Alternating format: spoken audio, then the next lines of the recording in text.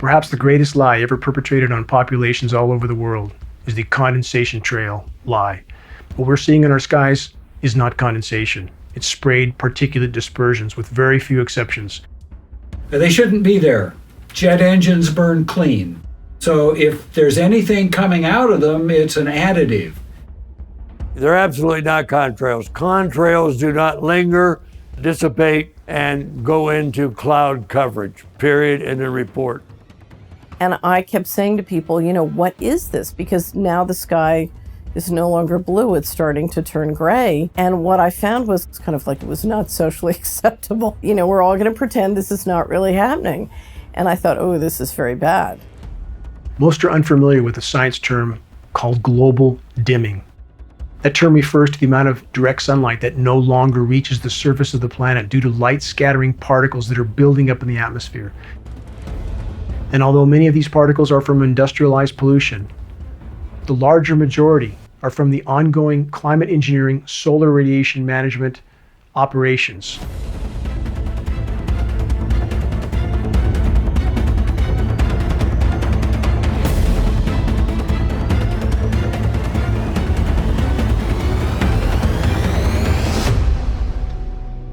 This engine, a high bypass turbofan jet engine, this is the engine that is on all military tankers and all commercial carriers, is in essence a jet-powered fan. 90% of the air that moves through this engine is non-combusted. This engine by design is nearly incapable of producing any condensation trail except under rare and extreme circumstances. And again, we have film footage of aircraft flying at altitude with nozzles visible, turning on and off. That is the end of the argument. Since even before man could fly, there was an effort to try to modify the weather. We have weather modification patents going back 100 years plus. These are historical films of what can be done with a biplane, a small biplane that carries a very small payload. And that much can be done. How much more can a fully loaded military tanker, KC-10, KC-135, C-17 Globemaster, how much more material can they put in the air? About 500 times more with a single tanker. In regard to the condensation trail narrative, many refer back to the trails left by World War II bombers as proof that we are only seeing condensation trails in our skies. But GeoengineeringWatch.org found on military archives film footage, which we posted, of World War II B-17s at altitude turning off a sprayed dispersion. We know that climate engineering was deployed immediately after World War II, so testing was absolutely ongoing. Clearly, these bombers were used for beta testing. Film footage proves it. Weather was a weapon used over Vietnam. Would you expect that to be then deleted from the availability? No. To continue to expand the scientific aspects of it, to have it available in your portfolio of weapons would be a natural process. Therefore, should you expect that it is available on demand to have the ability to modify weather? Absolutely, within this country and others. Climate engineering is the crown jewel of the military-industrial complex. Climate engineering has been used to destabilize and topple nations all over the globe, facilitating military occupations by hostile countries like the US. We know that some of these countries are having their precipitation cut off because they have stated so on the floor of the UN, like the president of Iran stating emphatically that NATO weather modification programs were cutting off the precipitation to Iran, but US media never covered it. We have an economic model operating globally, which is operating based on covert force. And I have very serious questions after watching the financial patterns as to whether that financial force or that force includes weather warfare. People were coming to me, telling me about this. So because of that, I went to the government in Ottawa under Freedom of Information. There was a 40-page report, of which half the pages were completely blank, and the other half had a lot of blank outs. But there was sufficient information to tell me that, yeah, they're aware. They call it geoengineering. One of the big problems is that when we find some new technology, we get all excited by it, by the potential benefits of that technology, and often implement it and use the technology before we have any idea of the negative effects. Shouldn't it be considered that every breath we take is laden with highly toxic particles that are wreaking havoc in our own bodies? Particles that aren't being reported by any air quality testing systems. Any official air quality testing are looking for PM10 or PM2.5, 2.5 microns at best. The climate engineering nanoparticulates are exponentially smaller. They go virtually unreported. These nanomaterials generate reactive oxygen species in biological materials, damage tissue, lead to advanced aging, cause cancer, causative agents of dementia. So, yeah, we might think that we're doing something positive for humanity to save our species, but we're also poisoning ourselves. Eventually, with the team that we formed at GeoengineeringWatch.org, we were able to acquire a NOAA flying lab. We were able to test at altitude to confirm the elements that were showing up at the surface. Our intention was to do a point-to-point sampling mission. We could see these obvious patterns that were being laid out in the sky. We were really thankful for the opportunity to be able to get up to altitude. And on the return mission, we noticed that that cloud layer had descended. And we sampled below the cloud layer, we sampled through that confluent layer and above it. We found exactly the same elements listed in climate engineering patents, the same elements we found on countless surface tests of precipitation from all over the globe.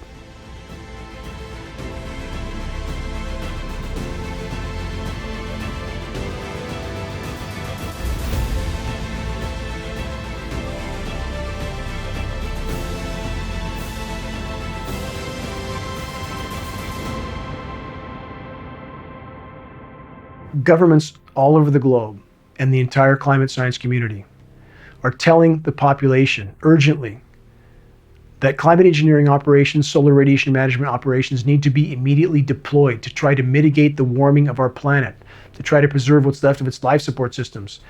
And yet when the public, those that are awake, try to bring to the attention of academia and elected officials that we see climate engineering already being conducted in our skies all over the globe. It's already been deployed. Lab tests prove it. Film footage proves it. Documents prove it.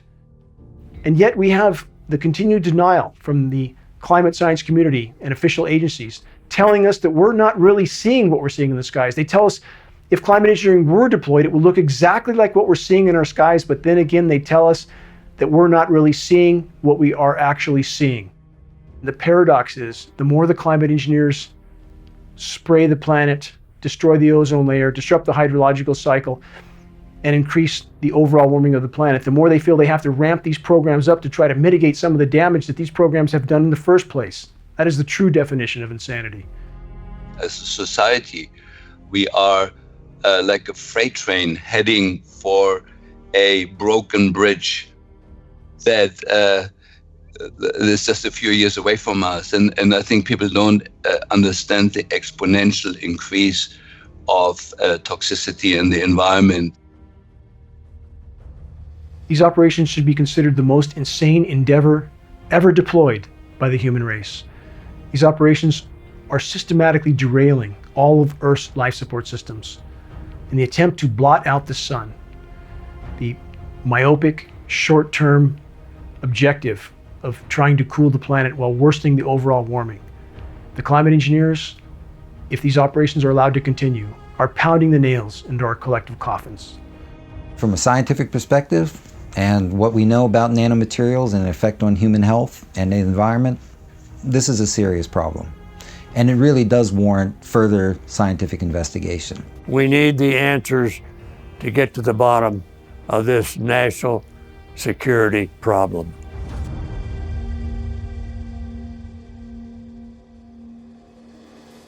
If populations around the globe find out what has been done to them by their governments without their knowledge or their consent. There will be a shockwave around the globe that cannot be contained by the criminal governments that have now taken control of our planet and civilizations all over the world.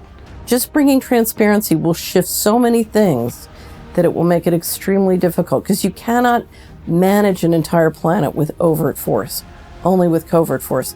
If we bring transparency to who it is in the covert force, it shifts everything. Look at your own health and you know what is going on. And if you love your children, join us in fighting what we need to fight. This is a just fight, it's the right fight, it's the right cause. And if the climate engineering operations, which are derailing Earth's life support systems, are not immediately exposed and halted, all other challenges for the human race become moot, because the planet will no longer support life. We are in completely uncharted territory. Virtually the entire web of life is being systematically contaminated and decimated by the ongoing climate engineering operations, on top of all other forms of human activity or anthropogenic activity that are wreaking havoc in the web of life. Climate engineering, mathematically, statistically speaking, is the single greatest and most immediate threat we collectively face, short of nuclear cataclysm.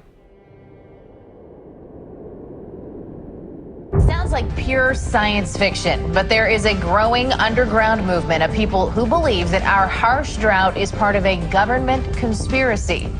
Here, outlandish ideas like weather warfare and climate engineering, in other words, weather control, are accepted as basic fact. Climate engineering is the greatest single assault on the environment ever launched by humanity, without question. Dane Wigginton, lead researcher for Geoengineering Watch, is sounding the alarm. Climate engineering, they say, is to blame for the harshest recorded drought in California history. Dane is used to skeptics. He once was one himself. Talk is cheap for those that haven't investigated. I didn't want to believe this either. His background is in solar power, but he started investigating on his own about a decade ago after becoming suspicious something was partially blocking the sun's energy from reaching his solar home. I grew up in Southern California, choking in a sea of smog. None of the adults around me seemed concerned about the conditions, but for me, life in the toxic murk was intolerable. I have always fully recognized the immense damage being inflicted on the planet by countless forms of human activity. I lectured on anthropogenic global warming. I dreamt of clean air and blue skies.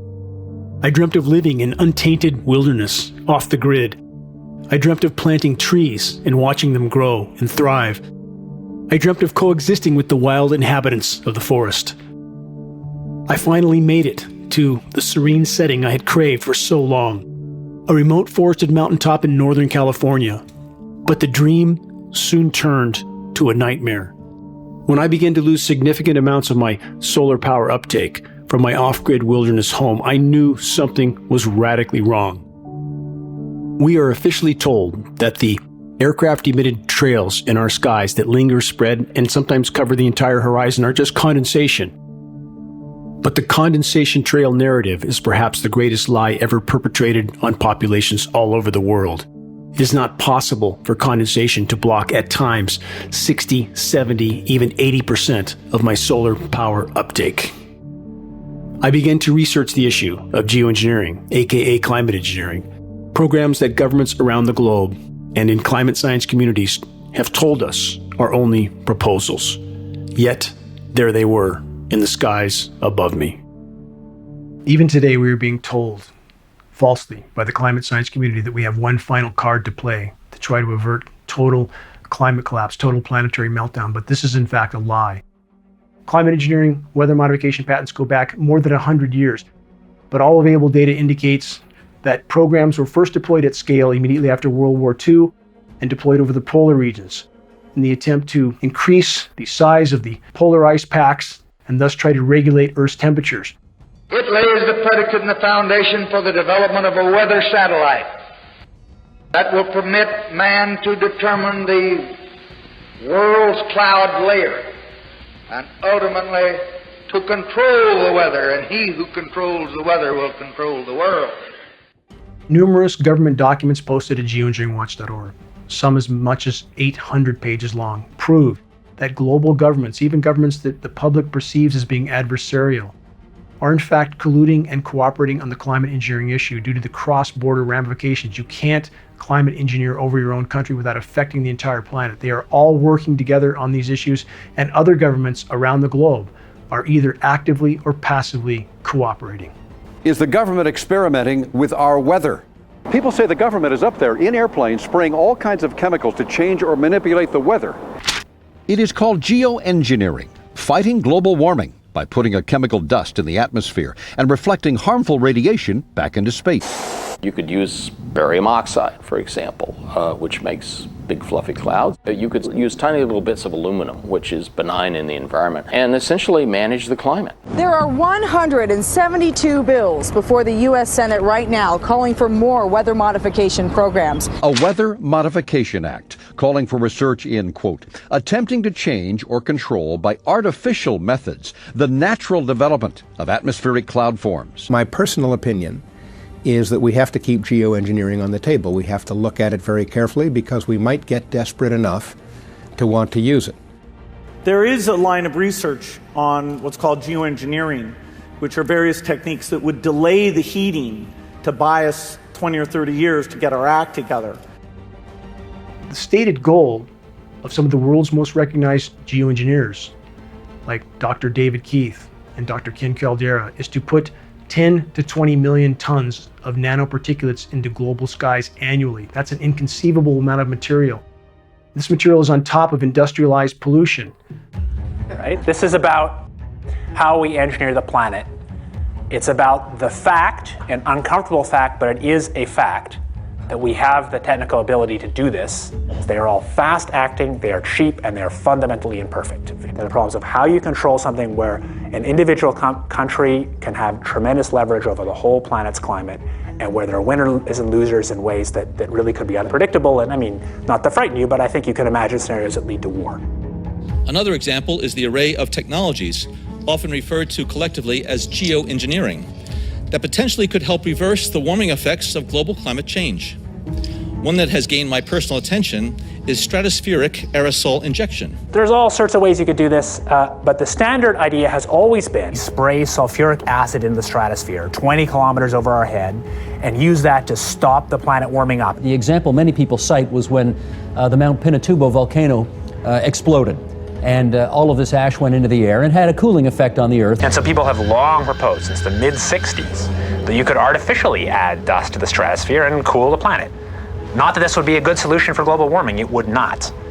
But it does show the way we're steadily developing the powers to manipulate the planet with comparative ease. That sulfur in the lower atmosphere is masking some of the climate warming from CO2. So is this the global dimming or something? Yeah. Their leading idea is basically to emulate what big volcanoes do, put material in the stratosphere to reflect sunlight. So the problem is the following. If you add SO2 to the stratosphere, SO2 doesn't condense. So you might want to put alumina in. Alumina has a very high initial refraction. It's very small. It doesn't coagulate. And you could engineer particles that have particular properties. You can get them above the stratosphere. You can concentrate particles near the poles. Costs are so cheap that the richest people on the planet could perhaps afford to buy an ice age. It's extraordinarily cheap. I knew it was cheap when I found that they were quoting me in tons.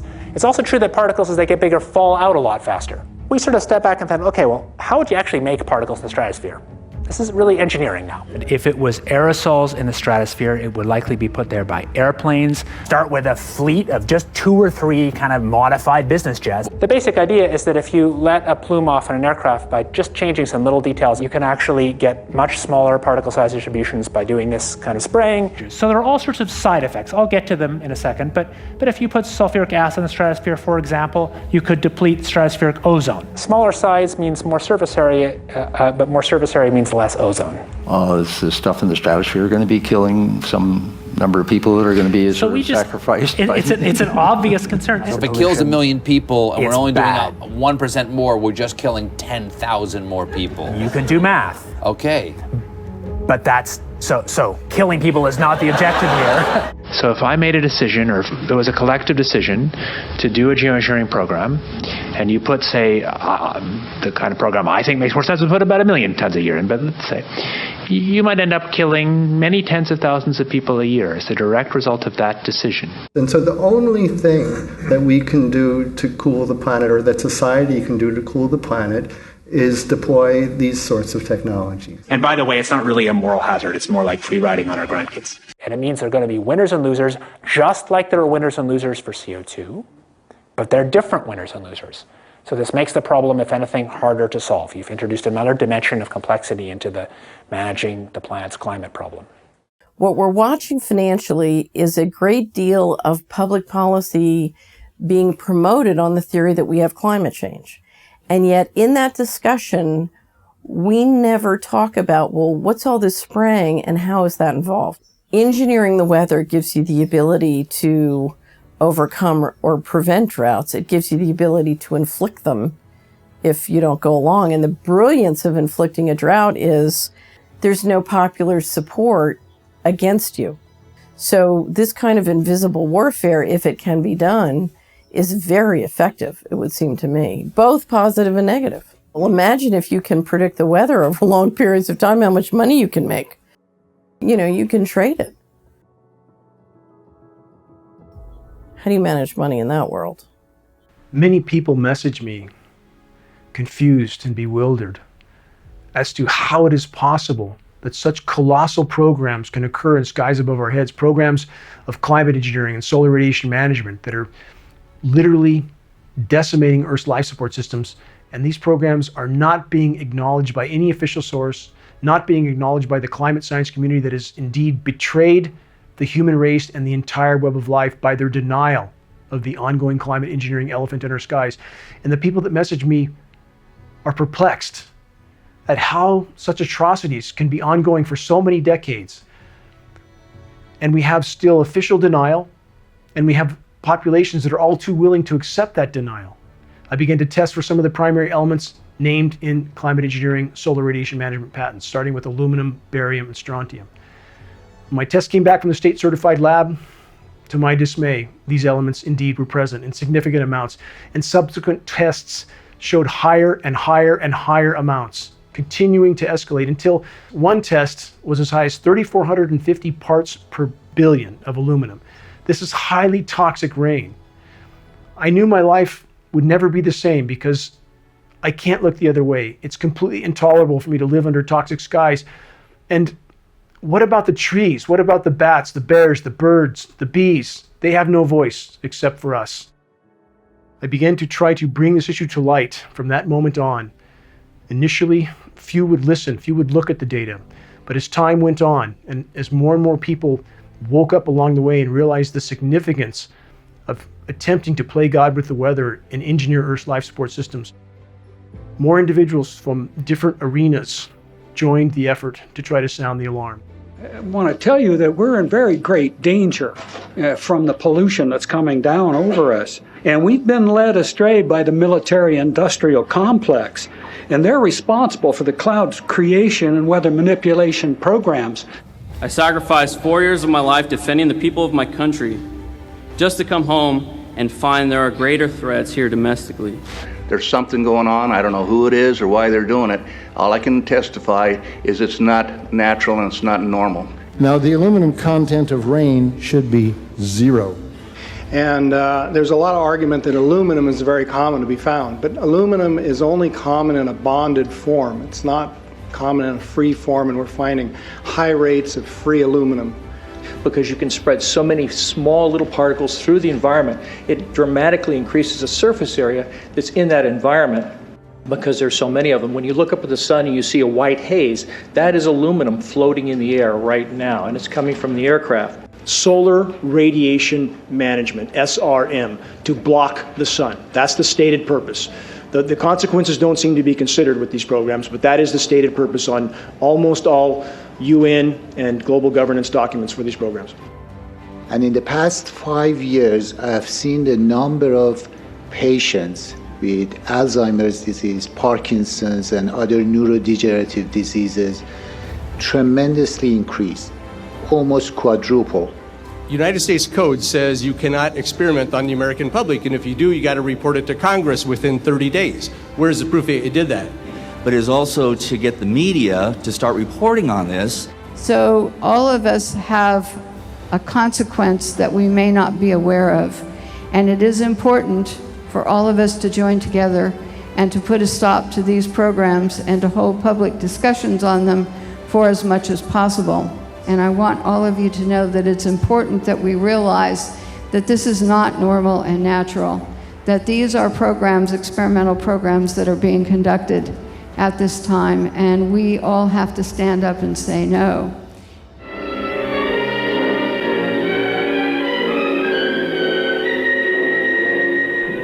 This tank can be used for disseminating all types of agents.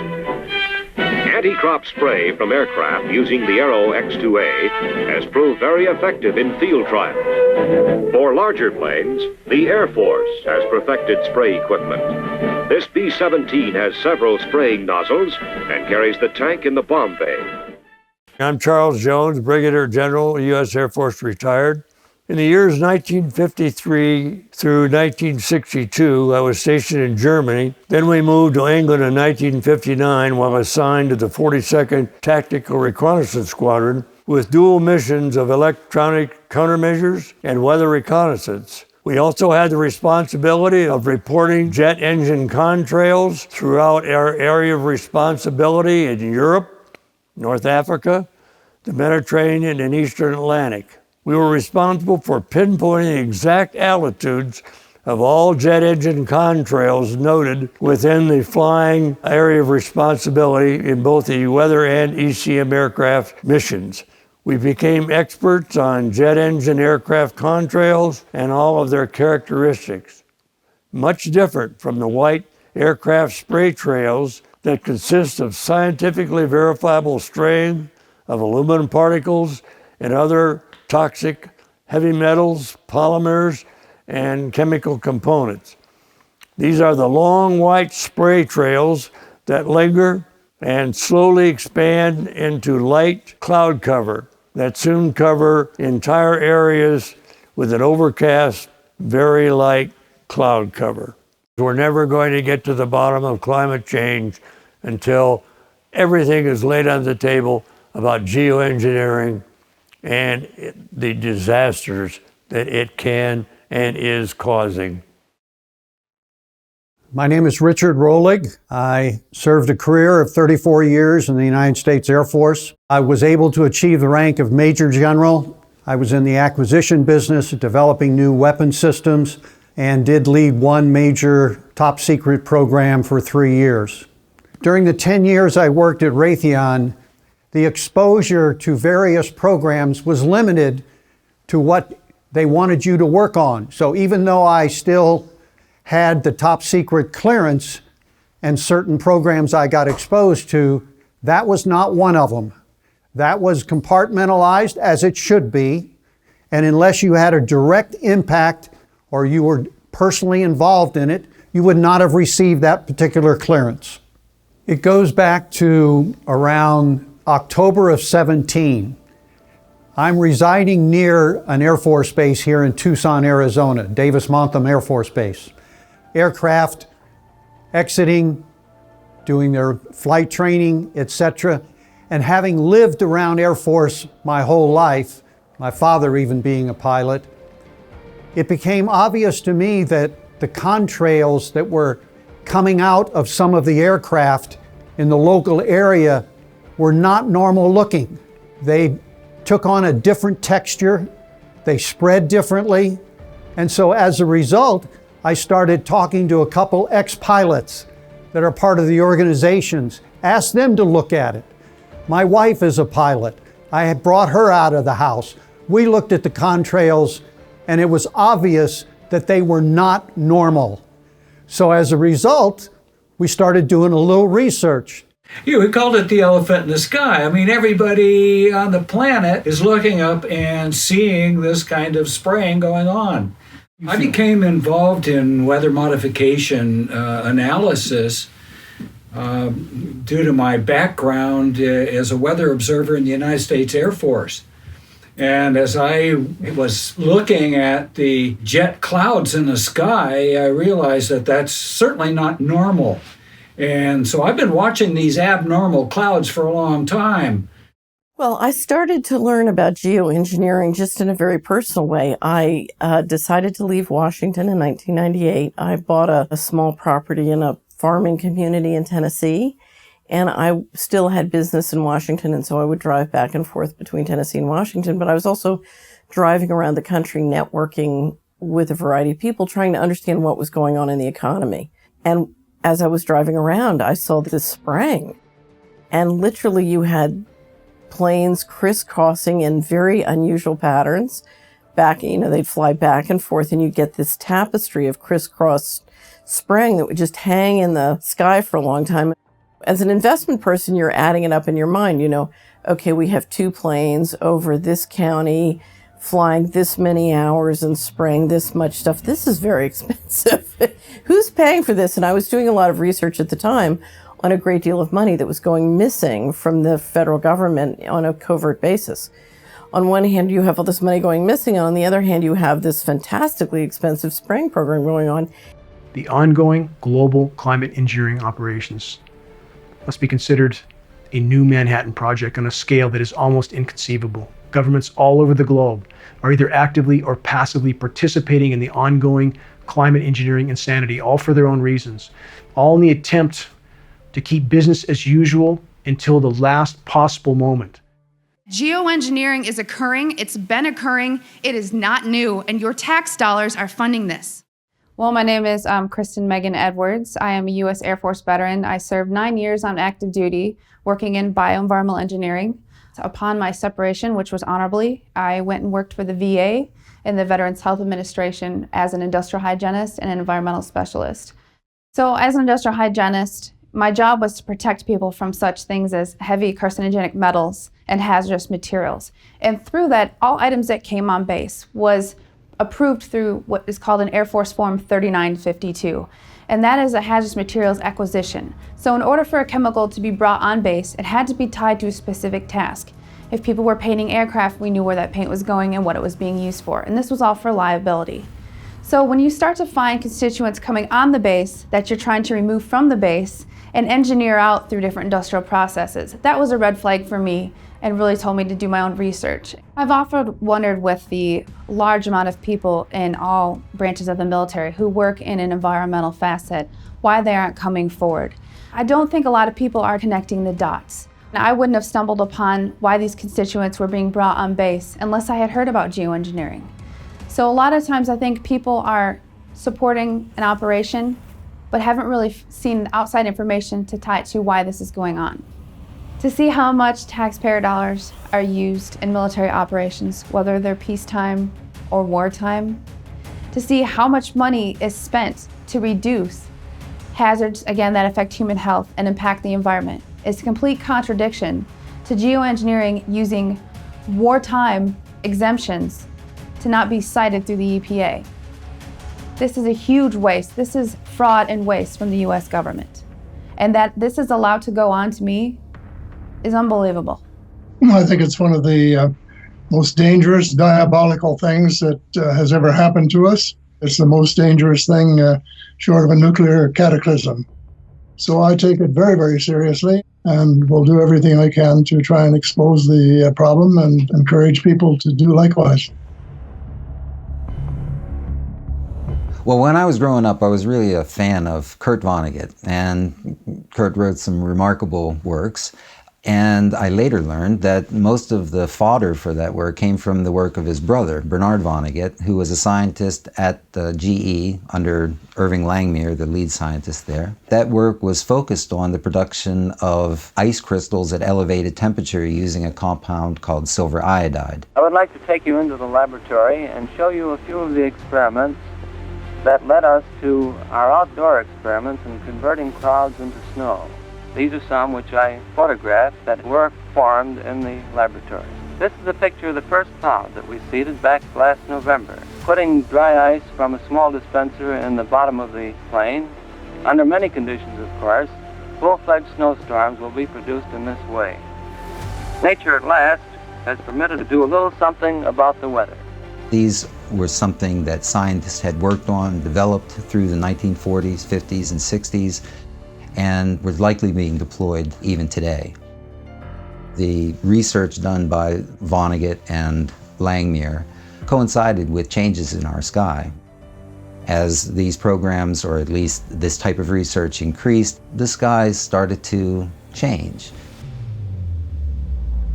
My first real observation of those changes and real awareness of it came, I was looking up and saw patterned skies of these trails that were being laid out by planes, then developing into confluent layers that would drift perhaps hundreds of miles, changes the weather, changes the temperature around you. Also, the light intensity and the quality of light was changing. It was funny that there was not really a lot of published literature on this material. There had been some governmental reports that I had dug into. There was some evidence that this type of research was being conducted. And in fact, there was a presentation that was given where Dane Wigginton asked some questions about the materials that they were discussing and their possible role in weather modification programs. Numerous air quality studies, including from CARB, California Air Quality Resource Board, have named submicron-sized particulates as being particularly harmful for human respiration. Through all the discussions today, I have not heard any mention of this fallout, and has this been studied, and also the effects of a highly reactive metal like aluminum on toxifying soils and waters? The question is, what would be the effects of these materials on human health if they came down into the stratosphere? In particular, small particles and aluminum. We, in our climate model, we looked at how much additional acid rain, acid snow you would get from the sulfur coming out of the stratosphere if you did it at a rate of 5 megatons per year or 10 megatons per year of sulfate. And it turns out that amount is so much smaller than what humans put into the troposphere on an annual basis by burning fossil fuels as a byproduct, that even in pristine areas, the soil would have a buffering capacity and it wouldn't be harmful. So the collaborators of mine working on the aerosol scheme are actually folks from Carnegie Mellon who focused on human health impacts. And while we haven't published it, that was the very first thing we did, was do the order of magnitude calculation in the federal pencil paper, but with an expert on human health impacts about whether there could be an issue. And the answer is no, clear-cut no. So for the numbers of particles burning the stratosphere are so tiny compared to the loadings on human health. There are other things that worry me a lot, like the rain on these particles in the upper troposphere when they might affect high clouds. And for aluminum or other particles, there are a lot of toxicological things that need to get looked at seriously. But if you just think about the sheer number of particles and the human health impact of small particles, the answer is, well, we haven't published it. That was the first thing we looked at with some of the leading experts who do epidemiological research on human health impacts, and it's not even close to being an issue. So 10 megatons of aluminum dumped into the atmosphere will have no human health impact. So let me be more careful here. We're separating out the toxicological, but so the aluminum we've only begun to research and publish nothing. The question I was asking was purely about particle number density. So what we did is we said, we looked at some global estimates now we have of aerosol, global estimates that were built for epidemiological purposes of the global loading of aerosols in terms of health impacts. And we said if we added on top of that what we're doing from the stratospheric aerosols, could it have any impact? And the answer is that was totally irrelevant. But that was just on particle number. We haven't done anything serious on alumina, and so there could be something terrible that we'll find tomorrow we haven't looked at. So after I saw that footage, I contacted Dane and I started asking him some questions myself because I was interested in what he knew already.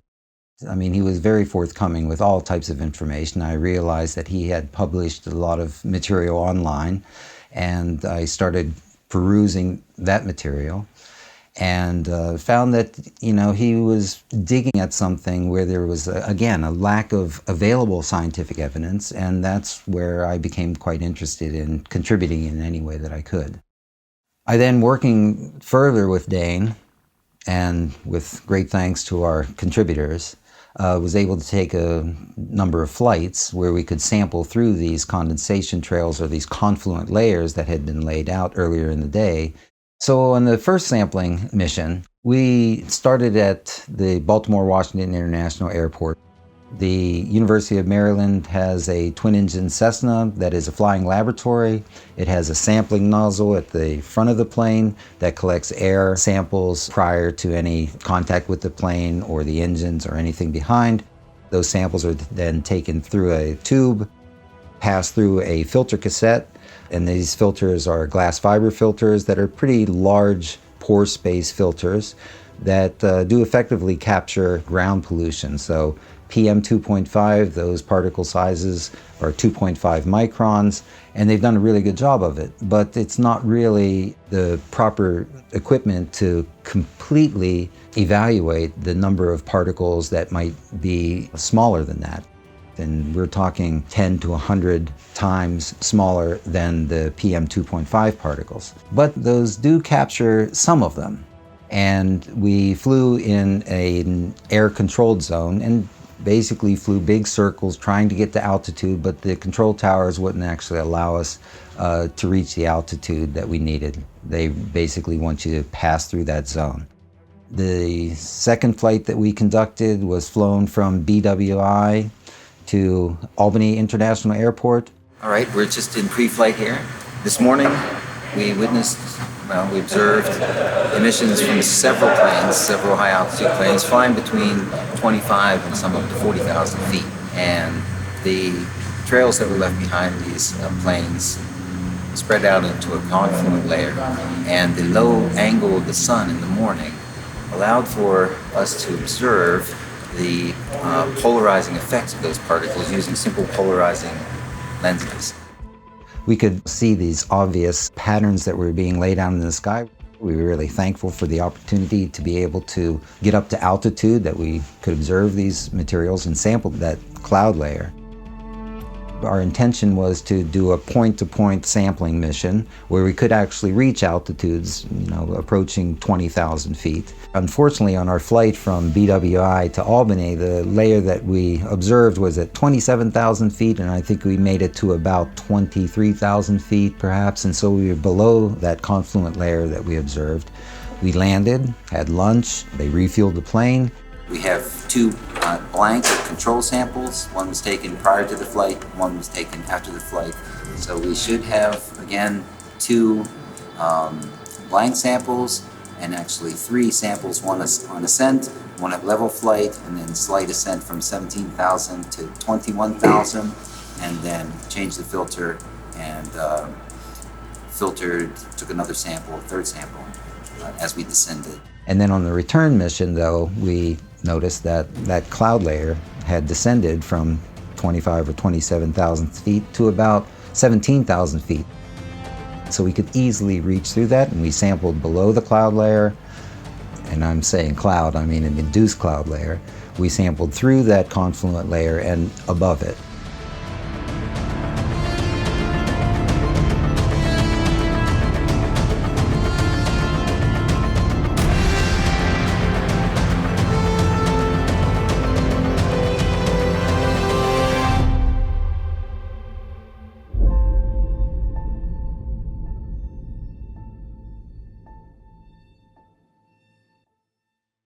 The basic building blocks of climate engineering are to saturate the atmosphere with electrically conductive light scattering particles and polymers, particles like aluminum, barium, strontium, manganese.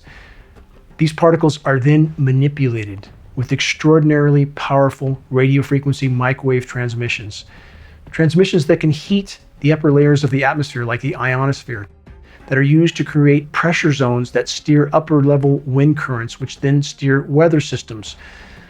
These particulates, when they are manipulated with these frequencies, can literally move air masses. This is an integral part of climate engineering that is not known or being acknowledged by many. Extraordinarily powerful and dangerous radio frequency microwave transmissions. Electromagnetic fields are energy sources, and they're going to be interacting with moisture in the air or our bodies or whatever. And therefore, it's not at all surprising that you're going to find some movement in relation to exposure of weather patterns to electromagnetic fields. When you have things like HAARP that can send electromagnetic waves into the air column, If you send, lower frequencies, you can calm it all down and you can cool it. Or you can excite it and you can heat it up. So there's complete control of temperature within the environment. In 1985, Bernard Eastlund applied for patents. Many claim that these patents have become the blueprint for HAARP, High Frequency Active Auroral Research Program. HAARP is a large antenna where we beam radio frequency energy up into the upper atmosphere. Applications discussed in the patents included destroying missiles. Communications control and disruption were included. There were some other ideas, both to possibly modify weather. What we can do with an antenna is change the portion of the sky into which we insert the energy.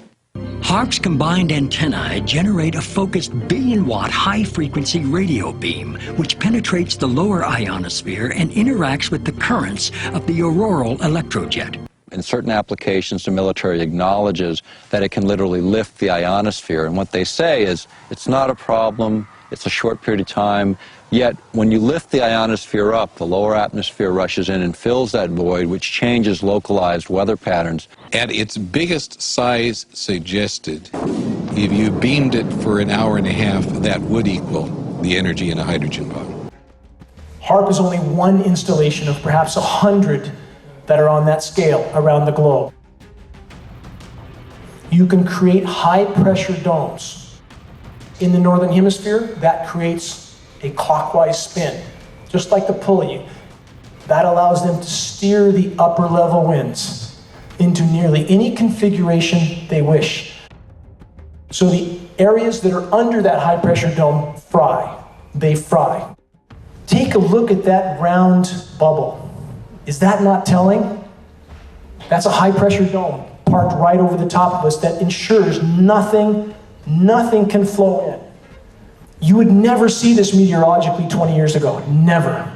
When you have two things that have the same mechanism of action, one would expect that their effects would be either additive or more than additive, that being synergistic. So when we're talking about weather patterns, so you have fog, you have water droplets, you have water in the air. When those water droplets are irradiated with microwaves, they're going to do the same thing they do in our body. They're going to generate reactive oxygen species. And when nanoparticles are in that water, they're going to do the same thing they do in our body. They're going to generate reactive oxygen species. So at minimum, one would expect that these effects would be additive, with the possibility that it could be more than additive. And if frequencies do that to particulates, again, what's it doing to us? What's it doing to the web of life? Given anything that's alive has water in it in some form or another, what's happening to us with this? And watch what happens to a flow of water when it's exposed to frequency. Very hard to believe, and when you feel that with particulates, the effect is even more profound. There's a radio frequency transmitter that, based on the signal transmission direction, is isolating precipitation and blocking out a whole section of precipitation. These are one of the radio frequency transmitters, and they're being put up all over the country, all over the world, wherever the grid power will support them. Again, you saw the radio frequency transmission carving out a 90-degree inside corner. That's the overall effect in the end. Completely unnatural. There's not a meteorologist that doesn't know this is going on. No chance. Many ask this question: can cyclones, can hurricanes be manipulated? The short answer is yes. Project Cirrus. The U.S. military has been engaged in hurricane manipulation programs since at least 1947. And these programs have been ongoing ever since, although the U.S. military denies it. They claim they stopped this research. That is a blatant lie. GeoengineeringWatch.org has captured film footage of the radio frequency transmissions being used to manipulate the atmospheric particulates sprayed by climate engineering operations in order to steer and direct hurricanes. They can be manipulated to a degree that few can comprehend. We have NASA satellite images available at GeoengineeringWatch.org that show extraordinary atmospheric manipulation off the west coast of Africa, where cyclones in the Atlantic basin originate. There's no theory, there's no hypothesis, there's no conjecture. Cyclone manipulation is absolutely, positively being done. Some of this technology actually came out of the stealth program. Stealth was the idea that you would try to reduce the amount of radar energy that would be reflected off of an aircraft. You could put particles of metal into the paint itself. These particles would then absorb the energy. But if you put that up into the air and then you broadcast a signal that is tuned to the exact frequency that matches the size, and this is the key, all of these particles are the same exact size, so they respond to a specific frequency. So when you transmit this frequency, you can get all those particles to heat up. And if that mass of air has moisture in it, any kind of humidity at all, it all rises and expands. So this is how you can actually generate a weather system. A primary aspect of climate engineering is the climate engineer's ability to manufacture winter weather with patented processes of chemical ice nucleation for weather modification. In doing so, they can seed cloud moisture with what is termed endothermic reacting elements, energy absorbing elements that create a cold, dense layer of air that sinks to the surface of the planet and creates a shallow layer of cold, perhaps a few hundred feet thick, that creates the illusion of winter weather on a planet that's in total meltdown. So the surface temperatures are in fact very cold, sometimes astoundingly cold, but it's a shallow surface layer, manufacturing winter weather events that are then sensationalized by corporate media, dividing the population, again, confusing them as to the true state of the planet and the true temperatures on planet Earth. They have focused oftentimes on particular regions, like in 2014 in Boston on the east coast of the US, creating snowstorm after snowstorm after snowstorm with chemically nucleated moisture and creating sensationalized headlines from that event. 100 million Americans have been hit by a winter storm, packing pretty much everything in the weather arsenal. And convincing much of the population that there was nothing wrong with the climate, that there was in fact record cold in some places, and thus in places where there was record warmth even during winter months, people tend to ignore that. As the planetary warming becomes a runaway event, the chemical ice nucleation elements that have been seeded into cloud moisture reach the surface before freezing. Thus, so-called frozen rain and ice storms are increasingly becoming the norm. How many know of the ice balls showing up on the shores of Lake Michigan, covering beaches, often 75 pounds or more, occurring at times on water that is 40 degrees plus Fahrenheit? How does that happen? From chemical ice nucleation. This is nothing short of winter weather warfare, complete with destructive ice accumulations from the chemical ice nucleation cloud seeding and dangerously slick, snow-like frozen material that contains surfactants. They're used in climate engineering chemical ice nucleation cloud seeding operations in order to reduce particle coagulation, i.e. to keep the climate engineering elements from sticking together and forming larger particulates that would sink faster to the planet, which would not be conducive to the winter weather warfare scenario. The cryosphere, Earth's ice deposits, are melting at a pace that is unprecedented in the geologic past. The true magnitude of the planetary meltdown has been masked by statistical falsification. The climate engineers have attempted to hide this fact from populations. In order to mask the true severity of polar meltdown from populations, the climate engineers have utilized methods of sea surface ice nucleation. The effect of these operations can easily be distinguished on satellite images. The paradox with sea surface ice nucleation is this. The climate engineers are actually putting a lid or a cap on oceans that are already too warm for natural ice nucleation to occur.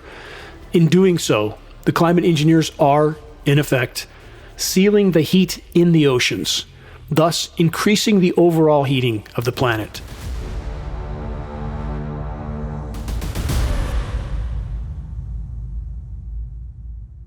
It's another larger specimen of black oak. It's mid-February. It's already leafing out. It's 2 months ahead of when it should be leafing out. The leaves last fall stayed on the trees, and in late November, December, when a certain series of rains comes, we've seen this the last 4 years, all the leaves on the deciduous trees wad up dead, but still hang on the tree. As you see lower down on this tree, that's what we have. It appears to us as if some sort of defoliant is included in the aerosol spray mix. And we know fruit farmers have been using this type of method to cause their orchards to go dormant for years. This is because the temperatures have been rising so progressively. Defoliants remove the foliage or leaves from the plant. A week after defoliation spraying, the plants stand dry and almost leafless. Defoliation, a maneuver designed to peel back the cover from which the Viet Cong spring ambushes on Allied supply convoys and troop movements. Decomposition of forest floor duff, the materials on the forest floor, leaves, pine needles, twigs, and sticks, is now almost non-existent. The soil microbiome has been devastated. The root systems of trees and forest flora are dying off, just as the crowns of the trees are also dying off. Climate engineering contamination is not only killing soil microorganisms, it is also causing trees to shut down nutrient uptake, which in turn initiates a slow, protracted death of the forest. Because of Earth's collapsing ozone layer, intense UV radiation is causing the stomata, the respiratory ports of trees, to shut down. Thus, trees don't respirate. They can't feed. They're simply dormant. The forest no longer smells like a forest because the trees are not breathing. Even during the spring and summer months, an increasing number of trees are growthless. What we are left with is stagnant, silent, dry, dead, and dying forests that are just a spark away from total incineration. Every single person that I've talked to so far has made the mention that I don't know why it's doing what it's doing. It's burning differently. It's burning more aggressive than it has in years past. And I know we say that every year, but it's unprecedented. It's burning in every direction all at the same time. The single greatest factor that is creating the conditions for the unprecedented wildfires all over the globe is climate engineering. Why? Because climate engineering is disrupting the hydrological cycle, i.e. the rain cycle. Climate engineering is destroying the ozone layer, which is bombarding forests with incredibly intense UV radiation, killing them from the top down. Climate engineering is ionizing the atmosphere, making it more electrically conductive, and this in turn facilitates more dry lightning, igniting yet more fires. Climate engineering is blanketing forest foliage and forest floors with a highly incendiary dust, aluminum nanoparticulates, barium, polymers. This further adds to the flammability of the forest. From every conceivable direction, climate engineering is the single greatest causal factor in regard to the epic forest fires that are consuming forests all over the globe. The equilibrium of our planet has been completely obliterated. And there are now feedback loops that have been triggered, as many as 50. It means once you knock a domino over, that domino knocks over a larger domino and still a larger domino. And the process continues, and that is now occurring on planet Earth. And now we have methane releasing from formerly frozen methane hydrate deposits all over the globe, in Siberian tundra, on the Arctic seafloor. Methane is escaping, rising into the atmosphere, and covering the planet like a layer of glass. Methane over a 10-year time horizon is from 100 to 120 times more potent than CO2 as a greenhouse gas. There's enough methane in these deposits to turn our planet into Venus many times over, and it is releasing now. And climate engineering, in the attempt to mask what is unfolding, has actually further fueled the process. Climate engineering alters upper level wind currents. That in turn alters ocean currents. Now we have warm water pumping into the Arctic in places it should not be, causing massive methane blowouts that have to be seen to be believed. They can be seen when they occur on terrestrial areas like the Siberian tundra. Massive craters that look like something from a massive nuclear war.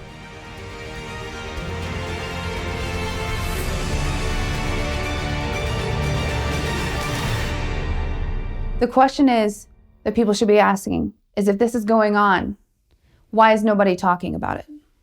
Under the security classifications that a program can have directed upon it, it can keep it in a narrow vein and keep transparency away totally.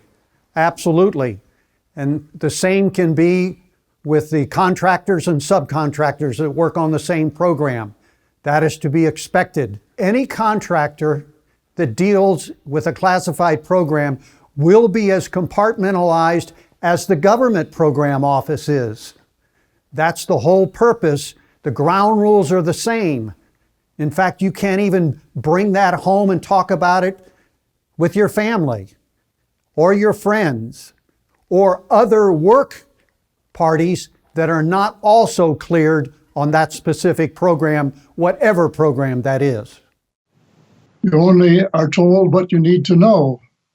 And so they assume that most people don't need to know anything, and the rest to only know a little bit, except the people who are pulling the strings.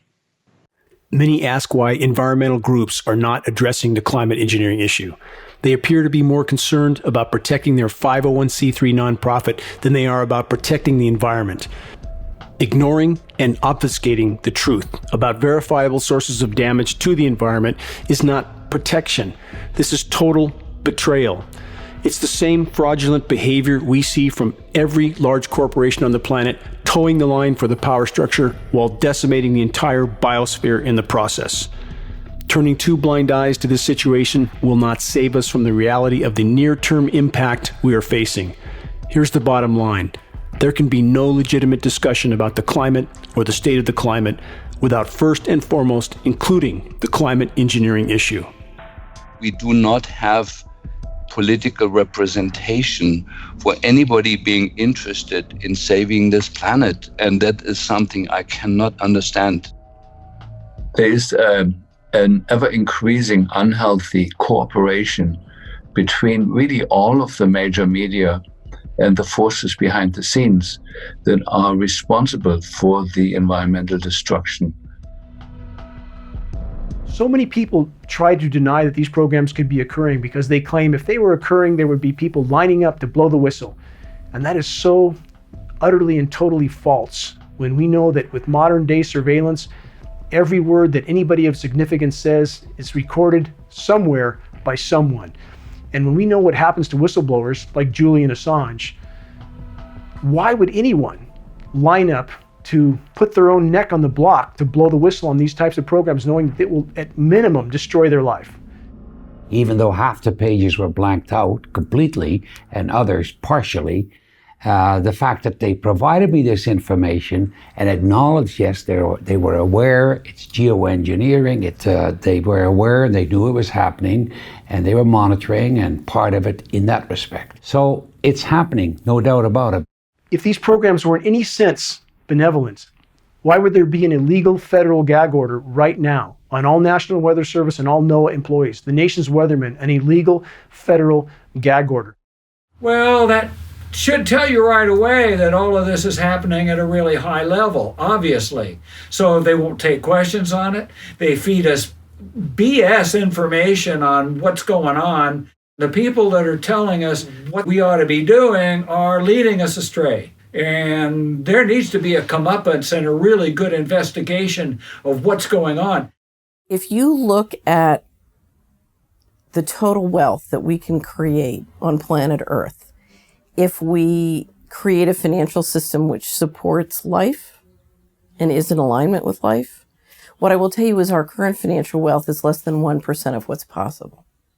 We don't have economic problems on planet Earth. We have a political problem.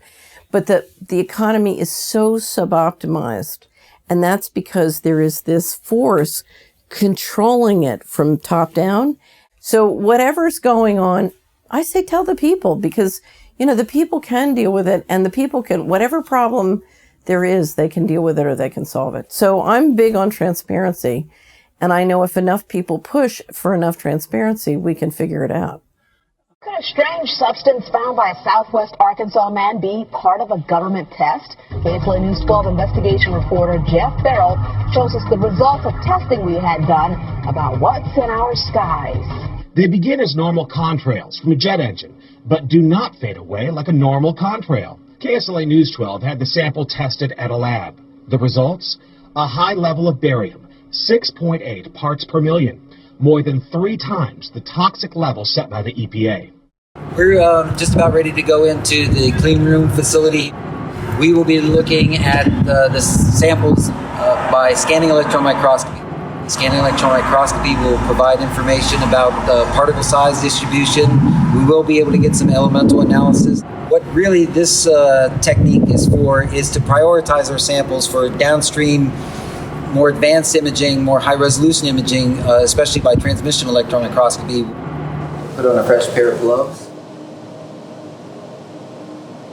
We're going to start with sample number 8. This is a blank that was collected on the return flight.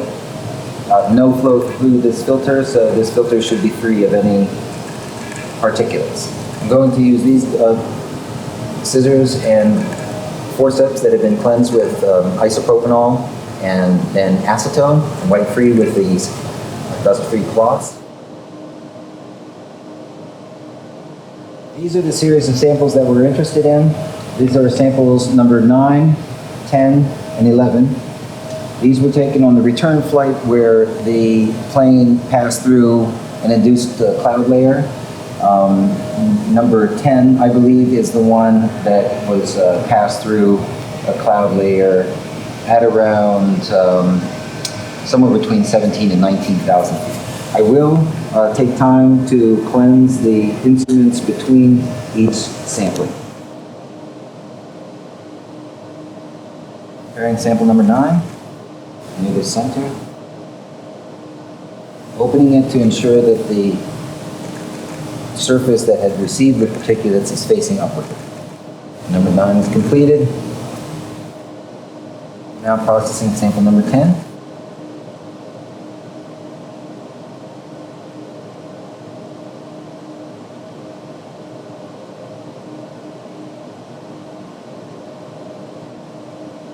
One additional sample. This blank sample was taken after the plane landed, and 3 of the samples containing actual airflow particulates had been collected. So we have one prior to the mission and one at the conclusion of the mission. Prior to imaging, these samples are coated with a thin layer of platinum. The platinum helps to take the excess charge or electrons and drain them off to the snub. And now we'll do the samples where we pass through the cloud layer.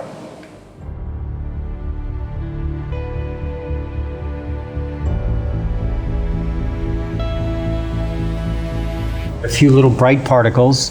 This particle here is probably the one that we'll do the most analysis on. So the general image that we're seeing now are the glass fibers from the glass fiber filter itself, and the bright particles or bright areas that we see are areas operating in the so-called backscatter mode of this microscope, collects electrons that are backscattered, especially from metal center compounds. But you can clearly see the lighter and darker contrasted areas there, suggesting that it's an aggregate. Mm-hmm.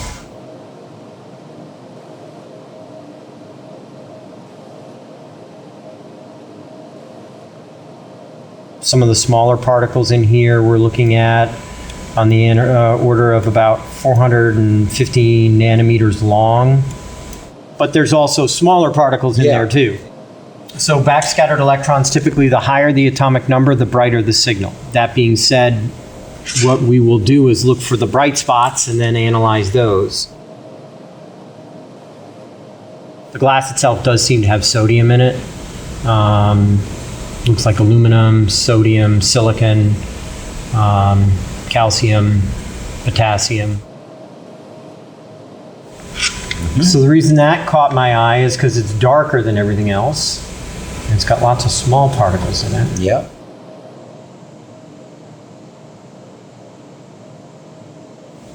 And this gives us a lot of information. Again, it identifies which filters have qualitatively more materials, just, basically we see more material on it.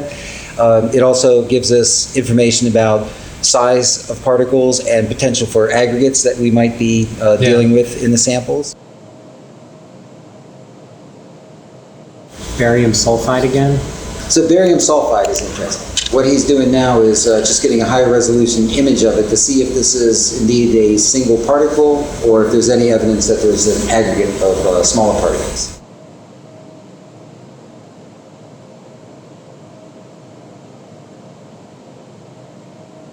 So really the big standout in this one seems to be iron. in this field we have one there, 2, 3, 4. Yeah. And I did analysis on all of them. They all seem to be pretty similar in composition. Yeah. Well, this is definitely made up of much smaller particles. Yeah. So this may be a clump of what you're looking for. We just analyzed 3 different areas. This particle seems to be high in aluminum. It's a large flake, though. And this has some silver, too. Yeah, in terms of now the aluminum signatures that we're getting from the glass fibers themselves, this is much bigger. Much bigger. So look at that. Yeah, that's the aluminum piece. It's easily 3x the silicon. Yep. And I think the silicon and aluminum are pretty similar in the glass. Thoroughly so here, if you look at just the dull. glass fiber, silicon is significantly taller than aluminum. So that particle there is mostly aluminum. Yeah. So measuring this one right here, this is below 70 nanometers. Right. Good. In the precipitation samples that we've seen in the past, the aluminum oxide particles that we've been seeing are on the order of 40 to 60 nanometers. So that's consistent with the size that we've seen from precipitation events. Again, these samples were collected directly from the air.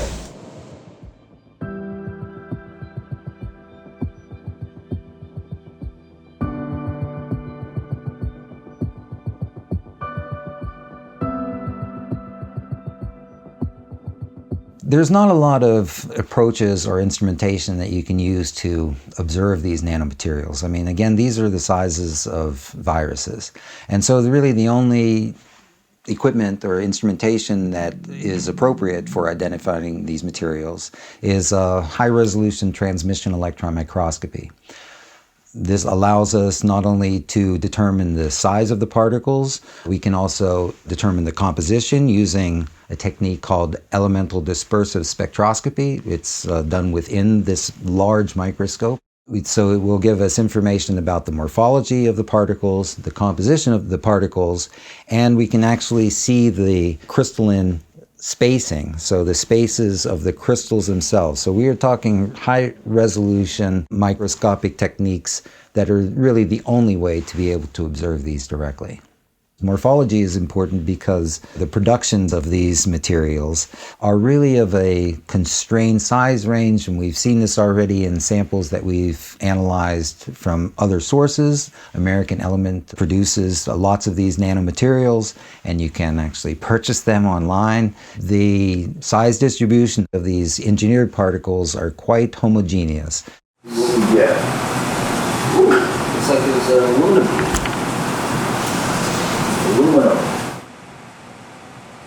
Now what I've done is tell it to calibrate to the aluminum peak. So now what it's doing is going through each of its process times and each of its gain values and calibrating. Oh man. I can tell you this much. What I'm seeing right now is far superior to the last time I ran that calibration. So you see you got 2 calciums, right? Yeah. All right. K alpha, K beta. All right. This variant peak is probably an L or an M. Here's your major variant. Yeah, and then you have the other to confirm there. Correct. Variant is a triple quadruple. It's definitely yeah. Yeah. Oh yeah. The significance of the results is that, to my knowledge, this is the first evidence of nanomaterials collected directly from the emissions of aircrafts. This is the first time that this has been reported or acknowledged.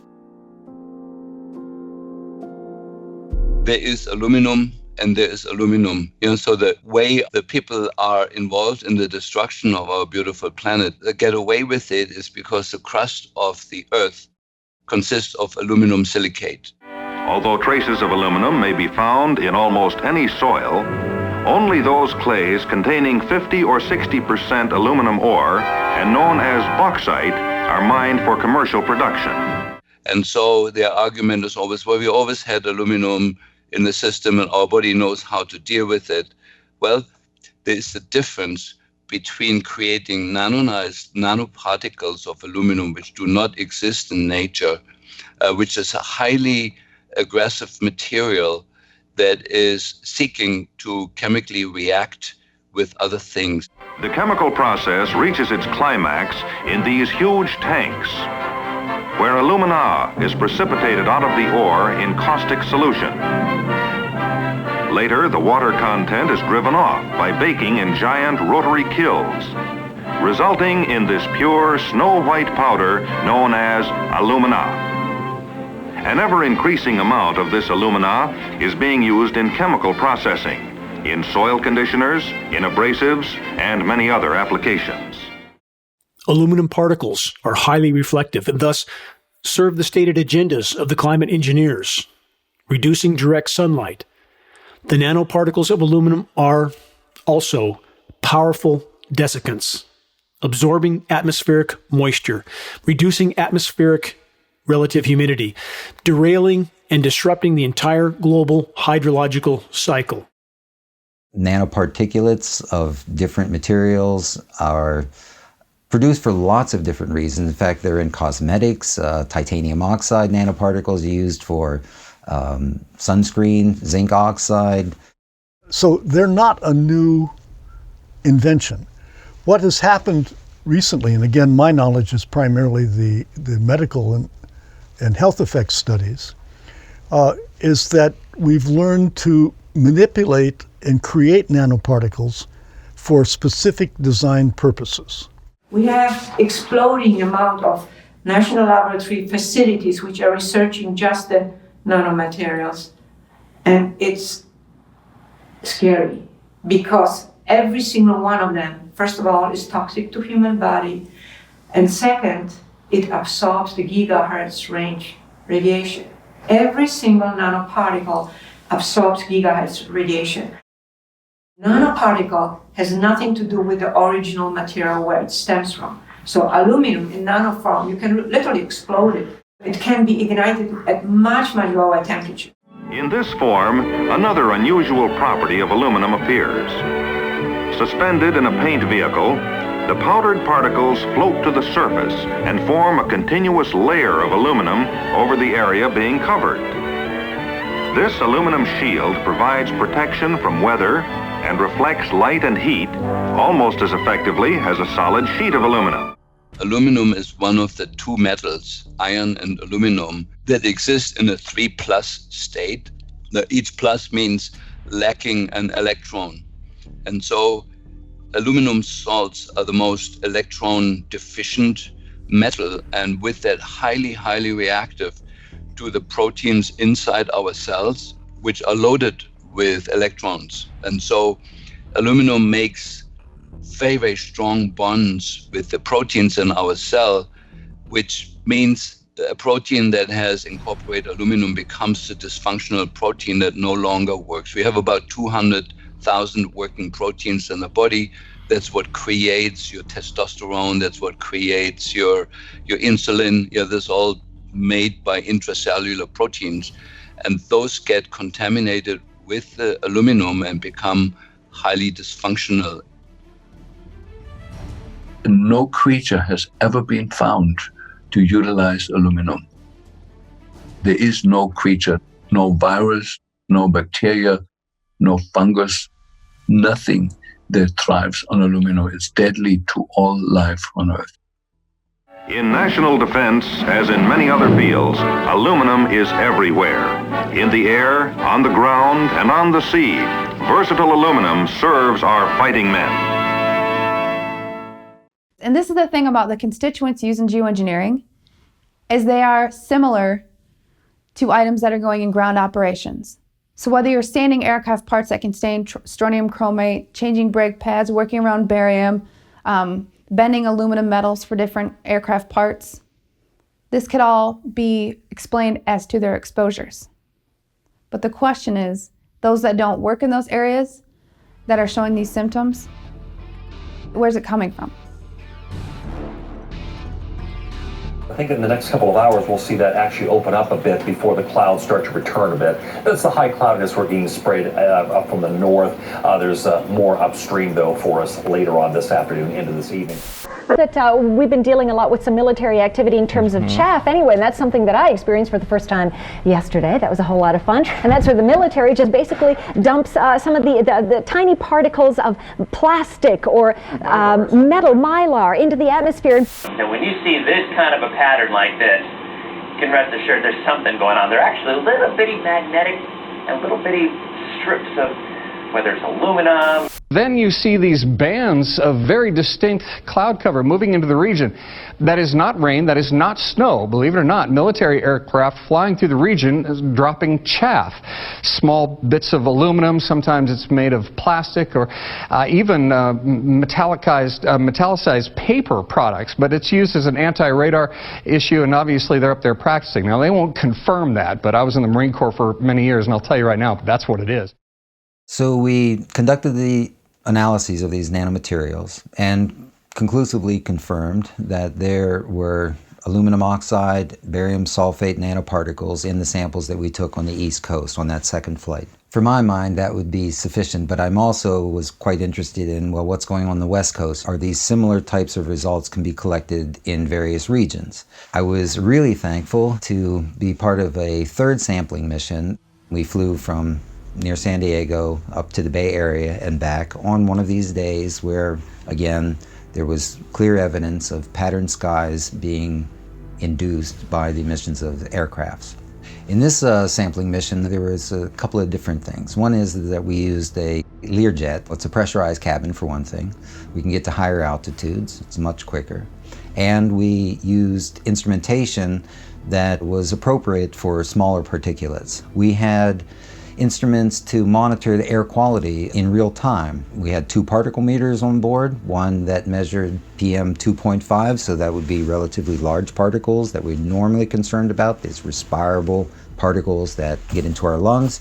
But we also had on board a particle meter that went down to 20 nanometers. So that meter, combined with the larger particle meter, gave us a full assessment of materials ranging from 20 nanometers up to 2.5 microns. Our filters that we use were 0.1 micron, so that's 100 nanometer pore size. That would capture many more of the nanomaterials that were being released.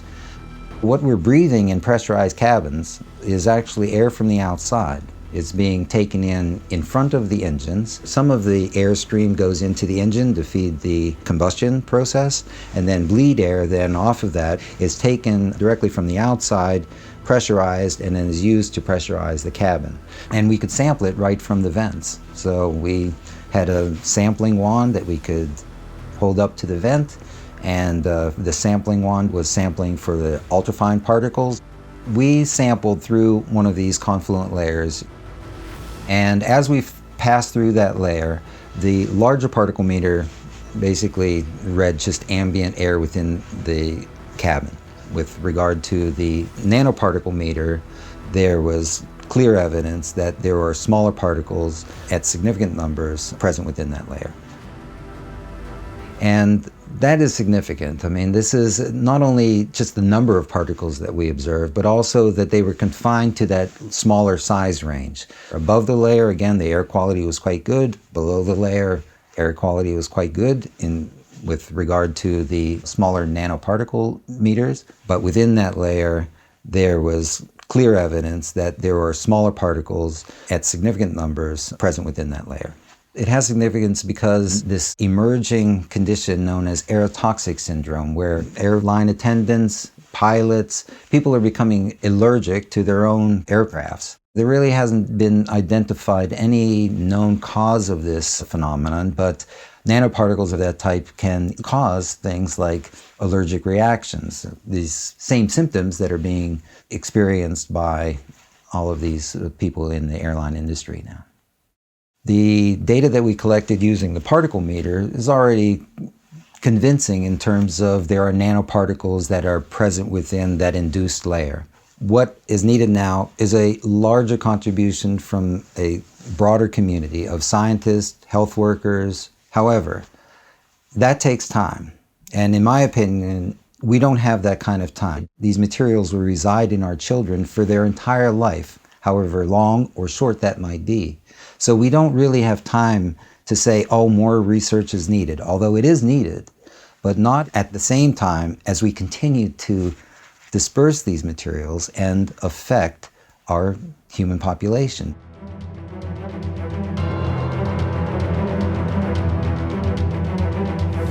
In the east and in the west, large forest land areas have been sprayed to kill destructive insects. This work by airplanes is significant. It has an indirect effect on all Americans. Here's one to keep track of over here. Notice it didn't have anything coming out of it. Yeah, he just turned on. Just turned on his spray. With commercial airlines, you're not going to get this kind of converging intersection, even though they're at different altitudes. But the important thing to consider, there's not a natural cloud in the sky. Everything in the sky is an aerosol out of the back of an aircraft. Anybody who says that can't affect the weather is simply ignoring logic and reality. My rock climber's mentality says you have to face reality. You just have to face reality, or if you don't, you could end up at the bottom of a cliff because gravity will take you there. When I see El Capitan over there looming in the distance, and I think about the times, I feel what this place has given me is so much as a human being to experience life.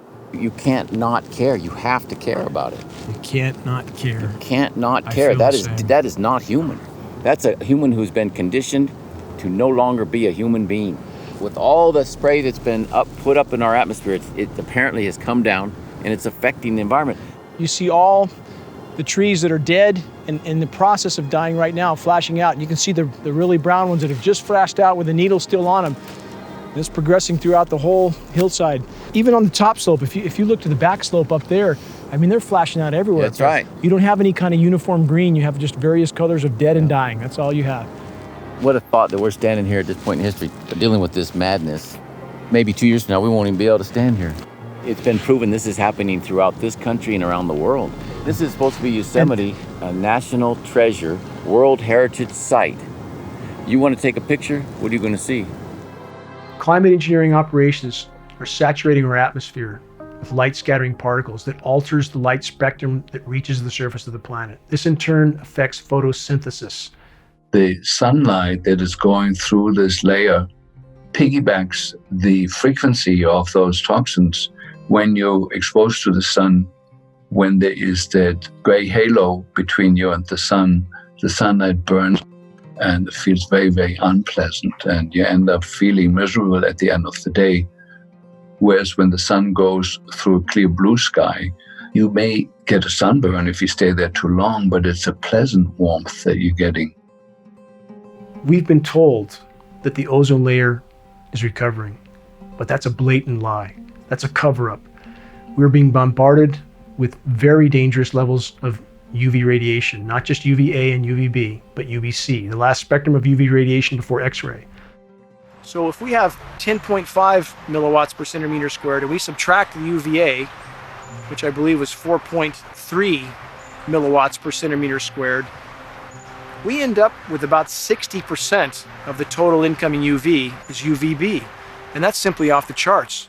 It is well known and understood in the science community that climate engineering operations would damage the ozone layer. But because the science community is betraying the human race and the entire web of life, they are not admitting that these operations have long since been deployed and are destroying the ozone layer. And when people feel how intense the sun feels on their skin, it is not their imagination. Extreme UV radiation is killing plankton.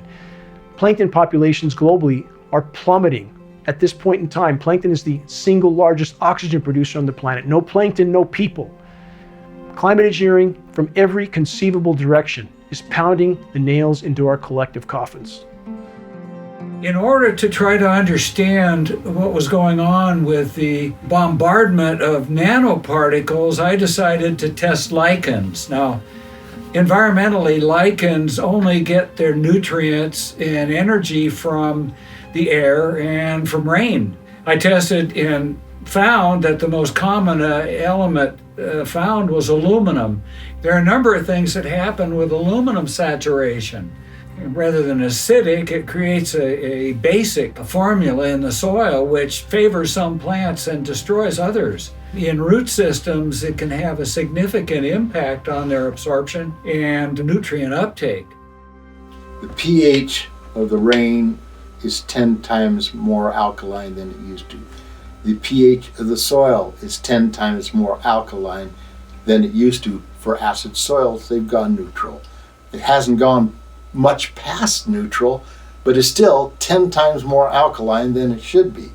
The soil has been the most destructed entity on the planet. We know that the soil contains tens of thousands of different species of microbes, bacteria, fungi, helminths, viruses, that are absolutely essential for the soil to produce food that actually nurtures us.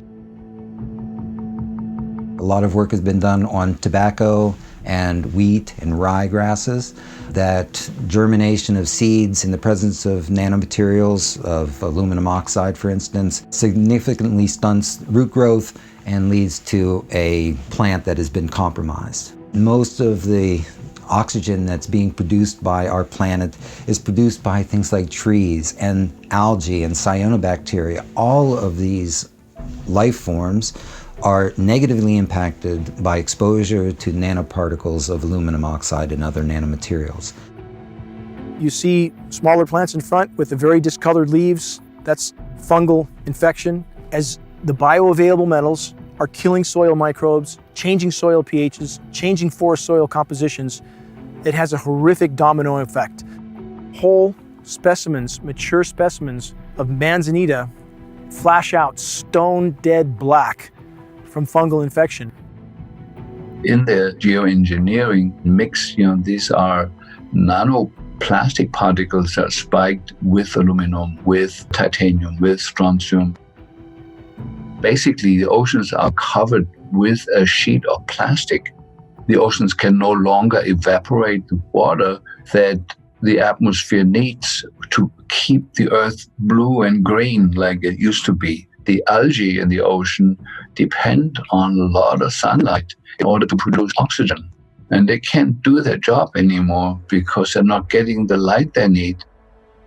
In the last 2 or 3 years, ever increasing articles about nanoplastics appearing in chicken, in fruit, in vegetables, and also in our human body. Every animal that we eat now is full of these nanoplastic particles.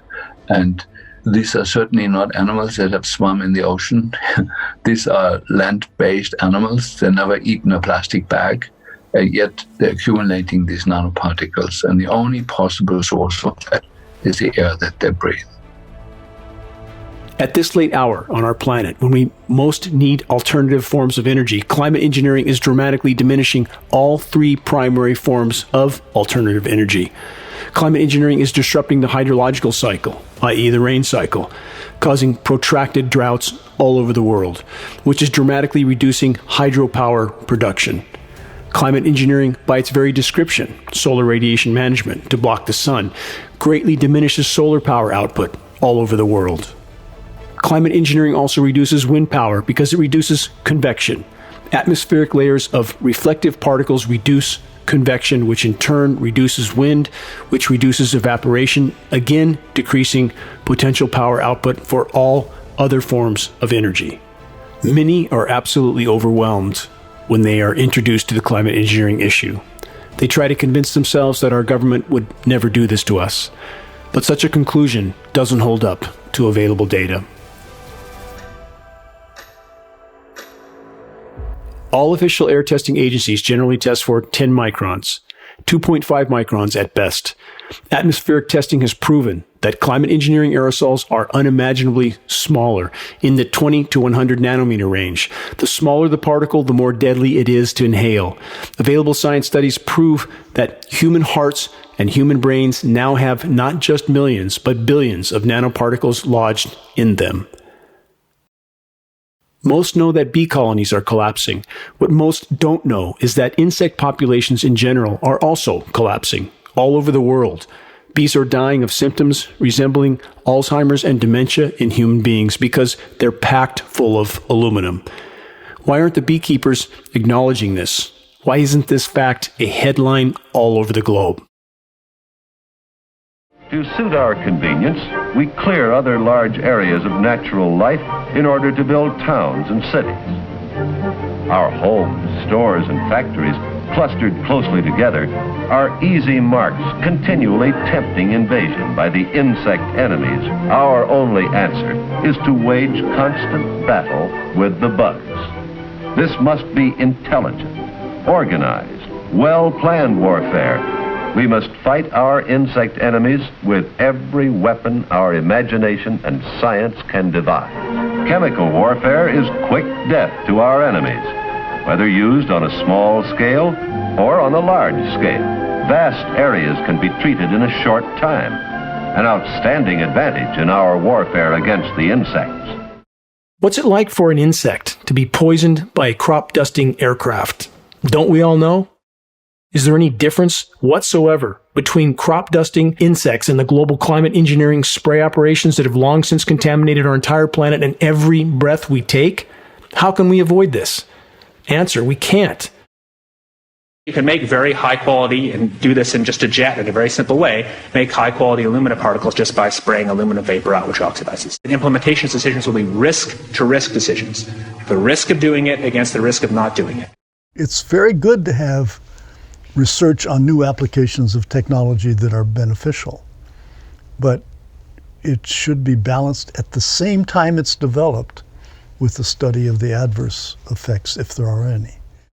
Now, as it happens, the Air Force conducted a study starting in 1993. It was called In Vitro Toxicity of Aluminum Nanoparticles in Rat Alveolar Macrophages. That's a real fancy way of saying testing the effect of aluminum nanoparticles on the white blood cells in the little air sacs in your lung, the alveoli.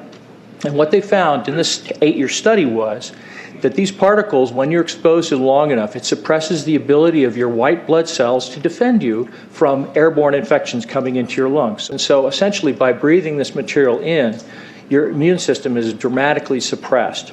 If we can't breathe, if we can't inhale without sucking up highly toxic, bioavailable, bioaccumulative particulates that lodge in our systems like a plaque, elements like aluminum, barium, strontium, elements that are highly toxic in and of themselves, but when combined become exponentially more toxic.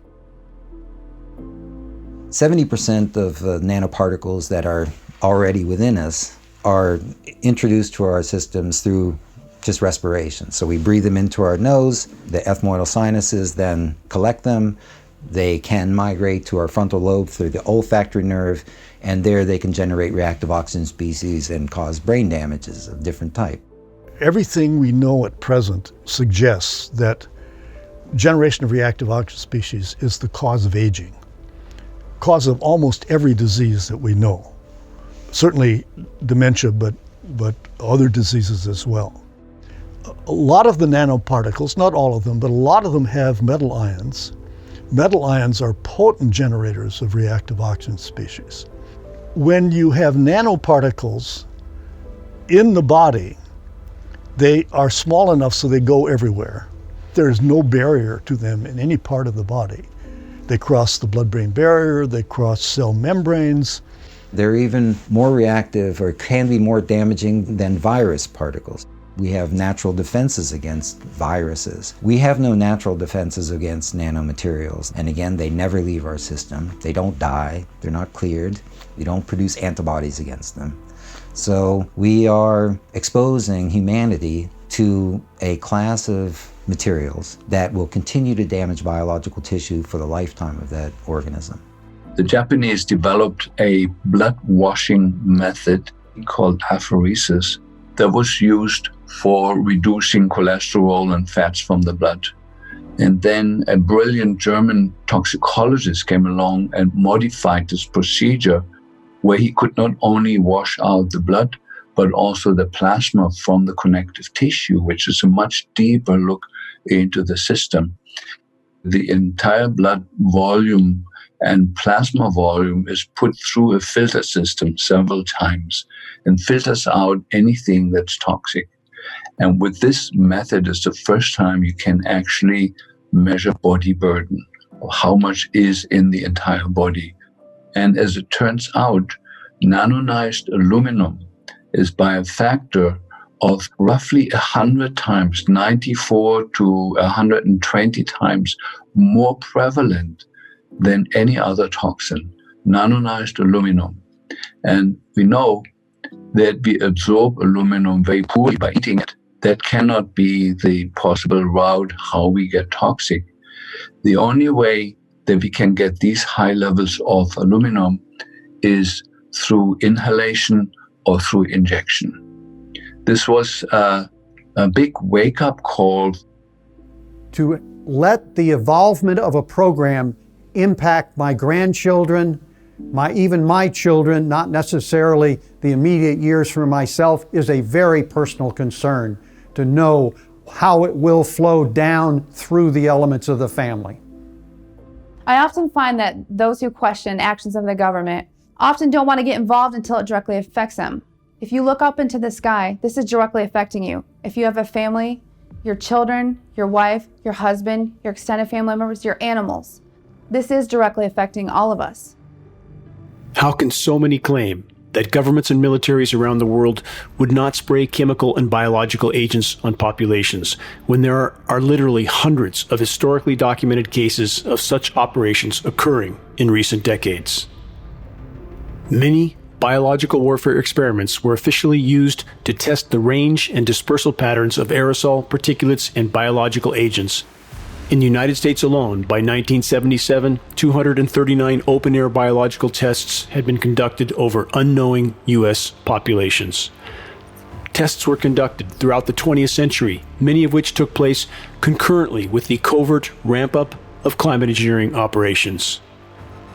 We are expected to believe that this experimentation was benign and not connected to the climate engineering operations, just as is the case with the ever-increasing exposure to microwave transmissions all over the world. Many of what we are told are only cellular communication towers have power supply inputs that are 10 times larger than what is needed for communications purposes. The compounding synergistic toxicity of these operations is accumulating inside all of us. What makes us sensitive to Wi-Fi and to the electromagnetic radiation in general is the metals in our body. And we never used to have aluminum in our mitochondria. The aluminum in our mitochondria makes the inside of the mitochondria resonant with Wi-Fi, and they start heating up, and it starts destroying the mitochondrial DNA at a very, very rapid rate. And so it's really the synergy of the metals dispersed in our body and the Wi-Fi making our body a resonant antenna with the Wi-Fi environment. And of course, you know, we're going now from 3 or 4G to 5G with the ever increasing amplitude of energy that's delivered into our systems. This is one of those life or death choices. But we're not just talking about my life or your life. We're talking about something that is killing the fundamental living system on the planet.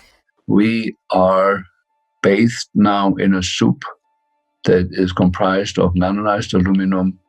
Glyphosate forms 6 different salts with aluminum and works as a carrier to carry the aluminum deep into our brains. And the only other missing thing there was to open the cell walls, open the blood-brain barrier, is the ever-increasing exposure to radio waves.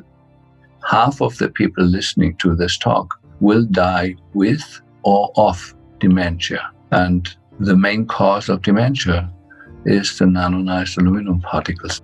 There's somebody behind the scene orchestrating that with the perfect understanding of the human condition and of toxicology, and brought the 3 things together that will, in a very, very rapid period of time, we're talking 6-7 years from here on, cause major destruction of the human nervous system that could be stopped at a switch. We could have a clean world tomorrow.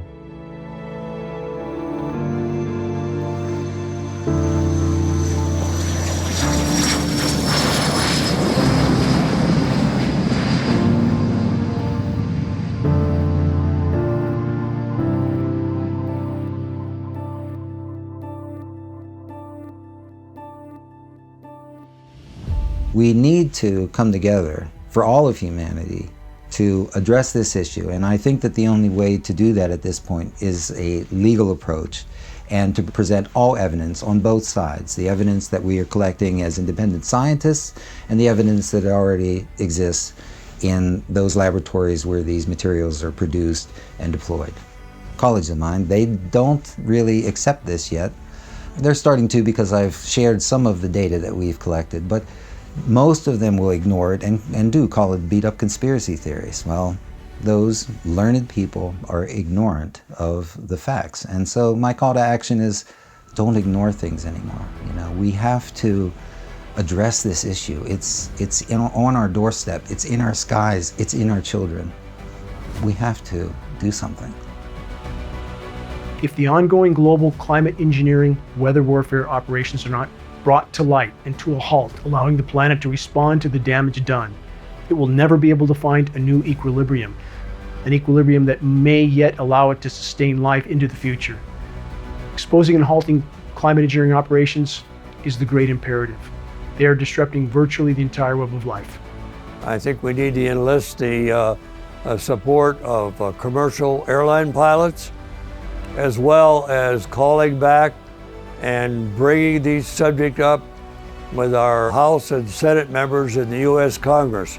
I think it's going to take that kind of action to get this geoengineering exposed, find out what's behind it and why they are doing this. In my life, I have friends, family, wonderful people who are trying to stay within the official reality on the theory that they'll be safer. And the reality is, if you look at where this thing is going, better we deal with it now. It's like cancer, it's only going to get worse. The data is what's going to change people's mind. So you need to be able to draw it out, get the reports available, and get publicity on what the conclusions are so that people believe it. It's not just someone raising a subject that has no validity. It's based on scientific data that demands changes. We've gotten to the point where the mystery is so expensive, spiritually, psychologically, financially, legally, that the time has come to say is, who's really doing this and why are they behaving this way? And I often wonder, do any of those people, behind the scenes, fearing reprisal, are they looking into this? There is data out there. Who's going to bring it forward? We are rapidly running out of time to take care of this problem. That's what makes it so critical. Yeah, and I can only hope that in my lifetime, we'll have a resolution of this and we can fix it. I'd really like to see the planet stay, the life on the planet stay anyway. How do we stop climate engineering? I'm asked this question so often. The only way forward in this fight, the only way we can expose and halt climate engineering is from the inside out. With a critical mass of awareness, a level of awareness so vast that it causes a shockwave around the world, so that populations all over the world know what their governments have done to them without their knowledge or consent.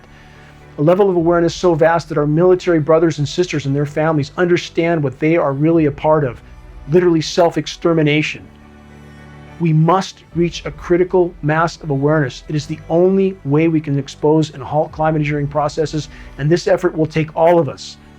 You cannot change anything when you are dead. When you are dead, it's always gone.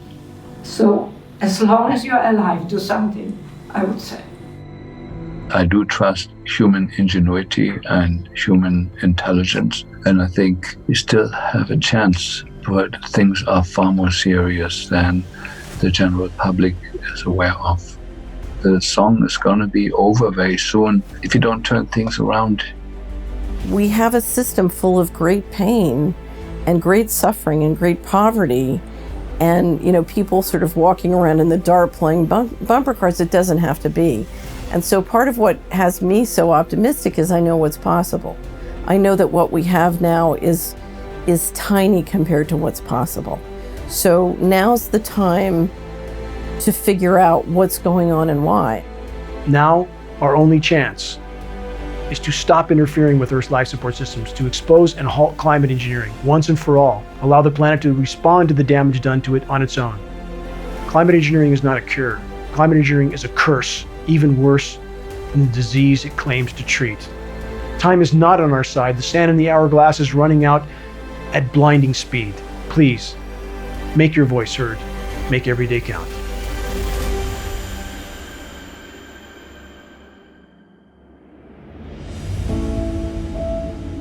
Please forgive me if I ran for a moment on the memories from my former life, my life before the last 20 years of my desperate attempt to sound the alarm. I spent so much time on or near the ocean. I got my scuba certification at age 14. Being below the waves was always an escape to another world. A world that still made sense. A world in which I often felt I wanted to remain. And I feel so fortunate to have seen and experienced life below the surface of the sea in numerous parts of the world. In the waters off New Zealand, Australia, in the South Seas, Fiji, the most remote locations in the Sea of Cortez, the Gulf of California. But the vast majority of my diving sabbaticals were around all the shores of the Channel Islands off the coast of California. And how incredibly miraculous and thriving were the once expansive kelp forests there. I would meander in total solitude through these mystical undersea landscapes that were teeming with life. When the water clarity was at its best, the visibility could be well over 100 feet.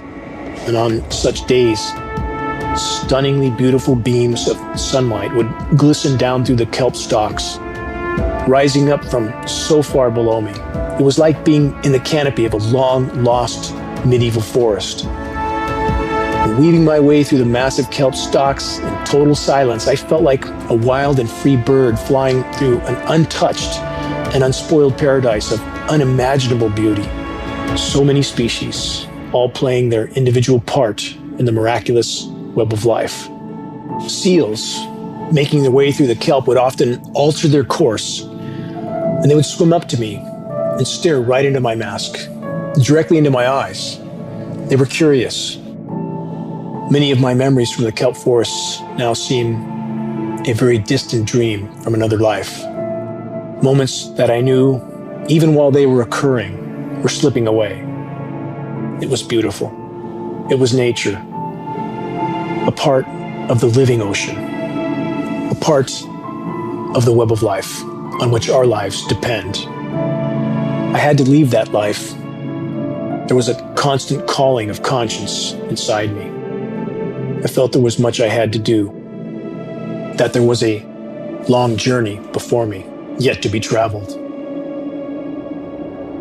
The deepest and most untraveled wilderness has always been my sanctuary, and when I trek there alone and in solitude, I feel most connected to the whole.